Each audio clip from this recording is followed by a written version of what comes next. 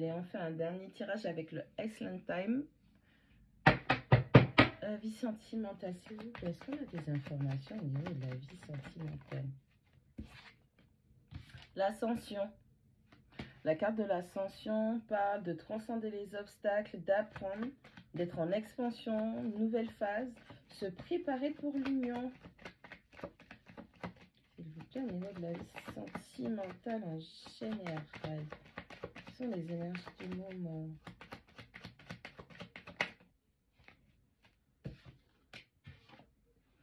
Les flammes jumelles. Le yin et le yang, la balance, c'est-à-dire l'équilibre, l'union, la dualité, le couple, l'accouplement, se compléter l'un et l'autre. On a la caméra. On a quelqu'un qui se remémore des faits du passé. On a quelqu'un qui est en train d'apprendre du passé, donc qui voit la mauvaise perception du passé. On a quelqu'un qui veut créer de nouveaux souvenirs.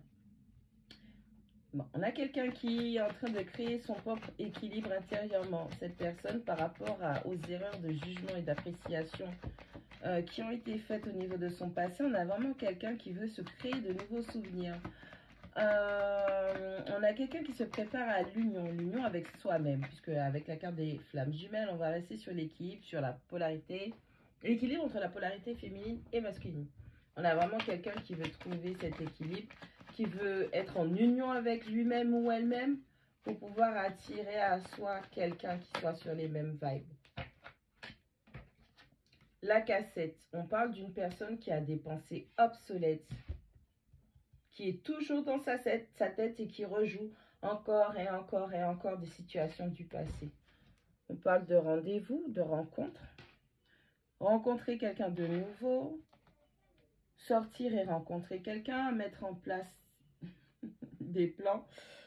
On parle de l'illumination, on parle de changement soudain, d'attaque qui choque, de surprise, d'épiphanie. L'épiphanie, c'est la compréhension soudaine, l'appel d'amour. Bon, on a l'appel d'amour, quelqu'un vous aime, quelqu'un veut que vous sachiez que vous êtes aimé, un message d'amour. Quelqu'un, vous étiez dans une relation avec une personne qui malheureusement... non, vous n'étiez pas en relation, pardon. C'est pas ce que je voulais dire. Vous aviez la mauvaise habitude de rester dans votre passé. C'est-à-dire que vous soyez en relation, que vous sortiez d'une relation, vous avez la mauvaise et fâcheuse habitude de ramener le passé. Tout le temps à penser à cette personne du passé, à ce qui s'est fait, comment ça s'est fait. D'accord? Vous aviez cette mauvaise habitude. Aujourd'hui, vous êtes en mode, je me suis trompée. J'ai mal jugé la situation, je me suis mal jugée, j'ai mal jugé la personne qui est en face de moi. Il faut que je sorte de ce mode de pensée, de schéma qui est complètement obsolète parce que ça me flingue ma vie sentimentale. Ok? Là, on est en train d'apprendre et prendre conscience des erreurs qu'on a pu commettre dans le passé au niveau des relations. D'accord? On a quelqu'un qui essaie de trouver son équilibre et quelqu'un qui comprend qu'elle ne peut plus, il ou elle ne peut plus rester dans ce mode de pensée parce qu'il faut avancer. Cette personne a besoin de trouver cet équilibre-là. Et une fois que cet équilibre sera trouvé, on a quelqu'un qui va avoir un eureka moment, qui va comprendre quelque chose qui va vraiment secouer, choquer.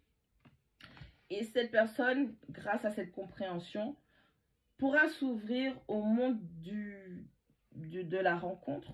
Ok? Vous allez rencontrer quelqu'un, il y a quelqu'un qui va accrocher avec vous.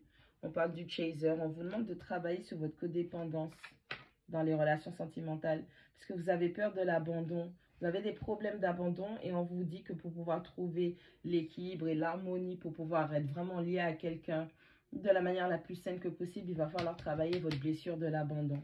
Et on a les alliances. On a les alliances qui vous parlent encore une fois d'union, de mariage, d'être marié, de connexion d'âme, d'amour éternel, de promesses de longue durée, donc promesses éternelles. Il va falloir travailler ce problème d'abandon. Tant que vous n'aurez pas travaillé, guéri de ce problème d'abandon, vous allez toujours attirer à vous des personnes qui vont réveiller cette blessure de l'abandon. Et donc, du coup, oui, pour moi, c'est une perte de temps. Parce que maintenant que vous êtes conscient que vous avez cette blessure, rencontrer des gens alors que vous êtes blessé comme ça, perdez votre temps. Et en plus de ça, vous faites les autres perdre leur temps. Vous causez des blessures supplémentaires pour vous et pour la personne qui est en face.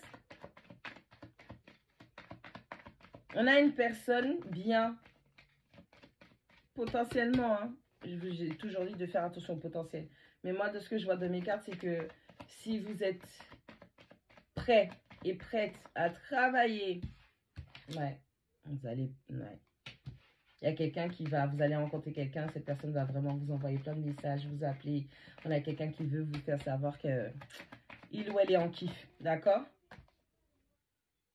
Les masques, faites attention à vos masques. Quand vous êtes sur votre travail de guérison, ne cachez pas les choses. Ne mentez pas, ne faites pas de gaslight. On a la bague de fiançailles, on a l'épée et la rose, on a la guérison du cœur et on a l'abondance. Quelqu'un de bien se dirige vers vous, mais encore une fois avec cette énergie d'impératif, s'il vous plaît, s'il vous plaît, s'il vous plaît, travaillez votre guérison, guérissez, changez votre mentalité, switchez cette mentalité de merde que vous avez, arrêtez de vous infliger des blessures, arrêtez d'infliger des blessures à autrui, travaillez votre problème d'abandon, travaillez vos blessures, prenez conscience de votre mode de schéma ou de pensée qui est vraiment obsolète. On est en 2024. Vous n'allez pas vous comporter dans les relations comme si on était en l'an 1900 OA. C'est pas possible. On vous demande pas non plus d'être trop moderne ni d'être trop obsolète, mais on vous demande d'être aligné avec vous-même et en accord avec ce que votre monde est en train de vivre ou d'évoluer. Soyez pas cons. On a quelqu'un de bien qui arrive. Et à cause de vos blessures non travaillées, de vos masques, de ce que vous cachez, de votre gaslight, de votre manipulation, de vos cachotteries, votre manque de sincérité, vous risquez de tout gâcher. On a vraiment quelqu'un qui va s'intéresser à vous. Ça, c'est vraiment les célibataires qui ont été profondément blessés. Hein. On a quelqu'un qui va sincèrement s'intéresser à vous. Et on a quelqu'un qui va vouloir concrétiser les choses avec vous. On a quelqu'un qui... En tout cas, la personne qui se dirige vers vous, elle est dans une optique d'avoir une relation sérieuse qui aboutira à une vraie union. On vous demande d'avoir un mindset positif et d'être dans l'abondance. Toujours reconnaissance, gratitude, faire de façon à rester aligné à cette énergie de gratitude pour votre guérison et pour les bonnes personnes et les bonnes situations qui se dirigent vers vous, dans lesquelles vous vous trouvez. Vous connaissez votre valeur maintenant. Vous avez eu votre compréhension par rapport à tout ce que vous avez passé, traversé, par rapport aux blessures qui ont été réveillées dans le passé. Vous êtes conscient de ça. Donc, en tant que célibataire, vous ne devez pas jouer au con et à la conne parce que vous vous ennuyez et vous allez ennuyer quelqu'un d'autre. Travaillez sur vous. Et ce n'est pas impossible de travailler votre guérison et d'être en relation. Il faut être honnête envers vous-même, il faut être honnête envers la personne qui se présente à vous. Parce qu'on a vraiment quelqu'un qui est sincère qui arrive là. Bon courage!